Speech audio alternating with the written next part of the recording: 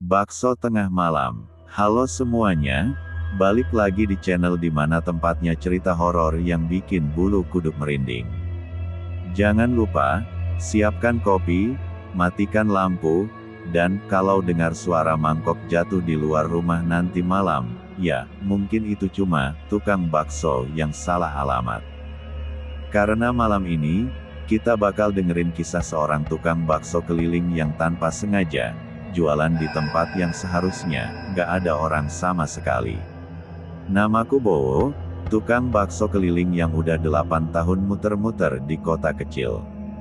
Biasanya aku mulai jualan jam 4 sore sampai jam 10 malam.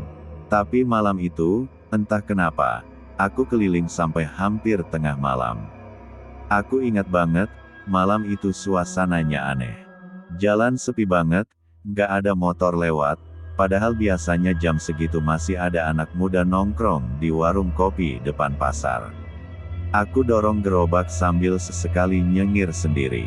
Wah, udah kayak setan keliling nih gue, candaku kecil, sambil nyenggol mangkok di gerobak yang bunyinya klontang-klontang pelan. Tiba-tiba dari kejauhan, aku lihat satu rumah tua besar di pinggir jalan. Lampunya redup, tapi ada bayangan orang berdiri di teras. Aku pikir, wah lumayan, ada pelanggan nih. Aku pun teriak pelan, bakso gelombang bakso panas, mangkoknya anget nih gelombang. Bayangan itu nggak gerak, cuma berdiri aja. Aku mendekat, tapi makin dekat, makin kelihatan kalau itu bukan orang biasa. Wujudnya tinggi, kurus banget. Mukanya putih pucat seperti nggak punya darah. Tapi, yang aneh, begitu aku berhenti di depan rumah itu, dari dalam terdengar suara ramai, seperti banyak orang sedang makan. Ada suara sendok, mangkok, orang ngobrol, tapi dari luar, rumah itu gelap total. Aku mulai merinding. Tapi karena lapar dan penasaran, aku duduk sebentar di trotoar depan rumah itu. Paling halu, capek kali gua, pikirku sambil nyalain rokok. Baru satu hisapan, tiba-tiba, ada suara perempuan dari belakang. Bang, satu mangkok bakso ya. Aku kaget, langsung nengok. Di belakangku, berdiri perempuan muda, rambutnya panjang sampai menutupi sebagian wajah. Mukanya datar, tapi suaranya halus banget. Iya mbak. Mau pedes apa enggak? Dia cuma senyum tipis, yang banyak ya, bang. Aku bikin, masih agak gemetar. Begitu mangkok selesai, aku kasih ke dia, tapi begitu dia ambil, tangannya dingin banget, kayak es. Aku refleks nengok ke mukanya. Dan ternyata, matanya nggak punya bola mata. Kosong, putih semua. Aku mundur pelan-pelan. Gerobakku tiba-tiba bergetar sendiri, mangkok-mangkoknya bunyi klontang-klontang-klontang kenceng banget, kayak ada yang mainin dari dalam. Aku dorong gerobak secepat mungkin, tapi, begitu aku nengok ke belakang, rumah tua itu udah nggak ada. Yang ada cuma pohon besar di tengah sawah, dan jalan kecil yang nggak pernah kulalui sebelumnya. Dan, di gerobakku, ada mangkok kosong, dengan jejak tangan berdarah di pinggirnya. Bang, baksonya enak, besok jualan lagi ke sini, ya. Suara itu bergema di kepalaku, padahal aku udah jauh dari sana.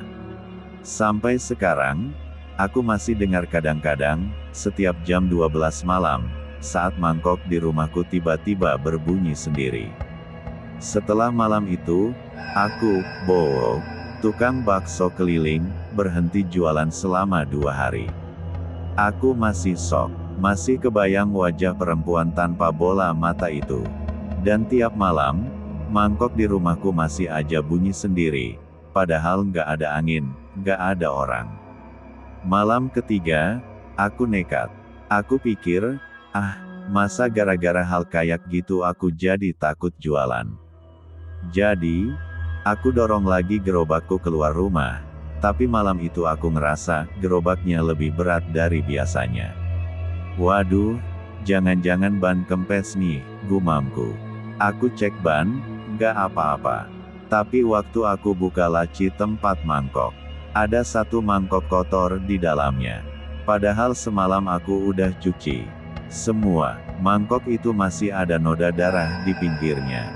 Dan anehnya, di dasar mangkok itu ada huruf-huruf kecil tertulis pakai darah. Balik lagi ke sini, aku langsung merinding. Tapi tiba-tiba dari kejauhan, aku dengar suara anak kecil. "Bang, bakso satu ya." Suara itu bikin bulu kuduk berdiri. Karena waktu aku nengok ke arah suara itu, cuma ada pohon besar dan kabut tebal. Tapi suara langkah kaki anak kecil itu makin mendekat. Cetak, cetak, cetak. Akhirnya, muncul bocah laki-laki umur sekitar 7 tahunan. Bajunya compang camping, matanya cekung, dan tangannya kotor penuh tanah. Dia duduk di bangku depan gerobakku. "Bang, aku mau bakso urat ya," katanya pelan. Aku, walau takut, tetap masak. Tapi waktu aku mau ambil baksonya dari panci, ada tangan lain yang nyembul dari air panas. Tangannya pucat, panjang banget, kukunya hitam, dan megangin satu bakso. Tanganku langsung kaku. Aku nggak bisa teriak, nggak bisa gerak. Lalu tangan itu pelan-pelan narik bakso ke atas, dan menghilang. Anak kecil itu tersenyum. "Makasih, Bang," katanya. Lalu dia makan bakso itu pelan-pelan, tapi mulutnya sobek sampai ke pipi. Aku dorong gerobak mundur pelan-pelan, tapi setiap langkahku, mangkok-mangkok di dalam gerobak bergetar sendiri. Satu persatu bunyinya makin keras, klontang klontang klontang. Tiba-tiba dari dalam panci bakso, muncul wajah perempuan dari malam sebelumnya. Matanya putih, rambutnya terurai panjang, dan mulutnya berkata pelan, "Aku belum kenyang, Bang." Aku lari sekencang-kencangnya ninggalin gerobak itu di pinggir jalan. Besok paginya, aku ajak 2 orang teman buat lihat gerobakku. Tapi waktu kami sampai di sana, gerobaknya udah nggak ada. Yang tersisa cuma bekas roda, dan 3 mangkok tersusun rapi di tanah. Setiap mangkok ada nama yang tertulis di dasarnya, dan salah satu nama itu adalah namaku sendiri. Sejak malam itu, setiap jam 12 tepat, di depan rumahku suka ada suara gerobak lewat pelan. Klontang, klontang, klontang.